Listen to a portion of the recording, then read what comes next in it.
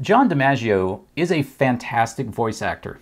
I've loved his work in everything I've seen, most notably as Bender in my favorite animated show of all time, Futurama. He's a very mouthy dude, which kind of makes him perfect to play Bender. Hey, it's me, Bender! But as I pointed out before, the new season of Futurama feels a little lacking in the writing department.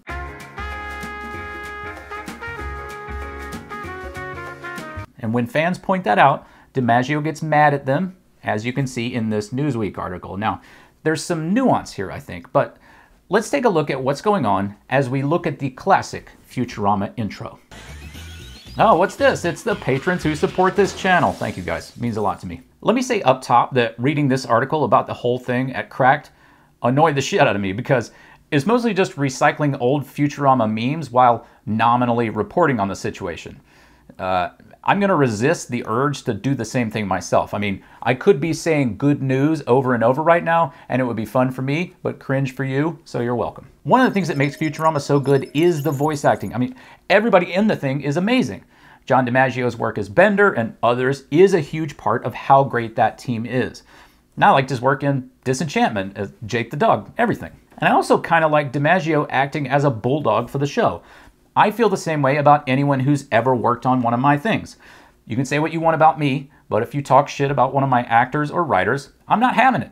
They are perfect and amazing, and the work that they do is unimpeachable. If things went right, it's because they are so great. If things went wrong, it's because I f***ed up. And let's not forget that being a fan of a thing can be a lot of fun, but interacting with the fandom of that thing can be a toxic fire hose. I mean, God knows what kind of things people say or do around someone like Dimaggio when he's just out walking his dog or whatever. But I also think that some of the criticism of the recent series of Futurama has merit. I mean, for my money, keeping in mind that my rejection collection for pro writing work is longer than most of my novels, it's just not hitting like it used to. And I talked about this before in a side-by-side comparison between an older and a newer episode. Here's another example.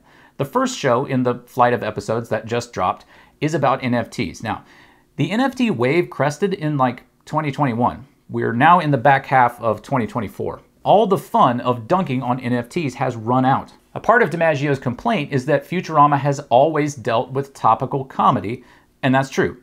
And because of how long it takes to write and animate a show, there's always going to be some lag, in there, and it could be kind of long. The Discord server and I worked together to crowdfund and animate a show during COVID, and animating it, even with our super basic animation, took forever. So I am sensitive to those concerns. But if we go back to 2010 and look at an episode like Attack of the Killer App, it's dealing with stuff that was current but happened within the previous year.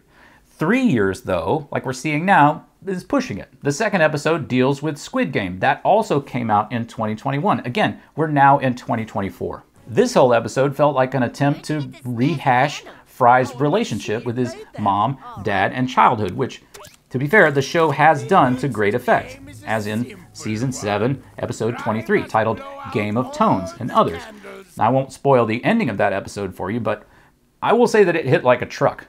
This one, dealing with some of the same themes, hit like a low-stink fart. It felt like a low-effort parody of one of the show's previous highs. And they haven't really earned the ability to tug at the heartstrings when they're barely tickling the laugh strings. As I said in the previous video about Futurama, I remain a fan. And I want to be clear that I respect all the creatives involved. I recommend the same to everyone watching.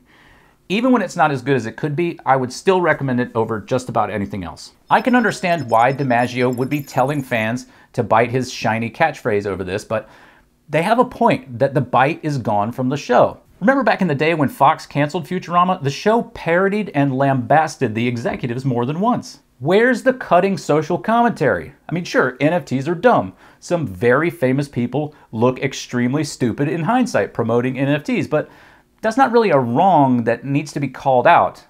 I mean, it's hilarious when rich people look dumb, but it's not a societal ill, really? Squid Game was a popular show about a dystopian reality, but what about our actual late-stage capitalist dystopian reality? Where's the Futurama episode about writers fighting against studios wanting to use AI? Where's the episode where Fry becomes a red-pilled ding-dong? Obviously, I'm not there, but if I'm thinking of these pitches, then the writers are too. If these ideas are not getting made, I highly doubt it's the writing team's fault. Why are we attacking NFTs? Because no one gives a shit about them. And why Squid Game? Because it was remarkable, but not all that significant? I mean, if we look at it this way, I think we kind of come back around to where Dimaggio is, because none of this is the writer's fault. They're trying to do the same thing we all would like to do, get paid to write comedy with a bunch of top-notch comedy writers. I used to do a show based on weird headlines, and it was a lot of fun. But one thing that I learned is, if you read any deeper than the headline, the story gets unfunny real fast. Like when you see a headline about a naked man with a sword attacking traffic cones or something. If you just read the headline, it's fine, but if you read the story, you tend to find out that the guy has known issues that he can't get help for because he can't afford care. Headlines are very good at being funny because they have no space for that sort of nuance. I think it might be kind of the same here, because the headline of Dimaggio yelling at fans is engaging, but if we shovel through a little nuance, it starts to look like he might kind of have a point. And it's entirely possible that if he explained exactly what his point is, including all the receipts, he would step on someone's toes.